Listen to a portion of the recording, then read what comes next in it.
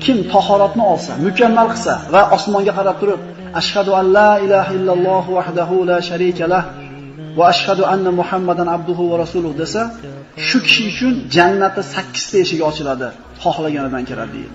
Ya'ni tahorat deganda matiga suv yetmay, mati qolib ketmaydi. Tahorat olganda chig'anada qarab qo'yinglar, birodarlar. Ana shu farz bo'lgan a'zolardan bittasi chig'anami? Chig'anag'igacha deganda nima qilamiz biz? Chig'anag'igachani tushunamiz. Bizga chig'anag'i bilan deyish kerak. To'g'rimi? Yuzimizni yuvganda qaraylik-da, ayniqsa bolalarimizga mana shu yerdan yuvadi. Birodarlar, tahorat bo'lmaydi, namoz bo'lmaydi. Hadisda kelishicha, tahoratni mukammal qilsa va osmonga qarasa albatta.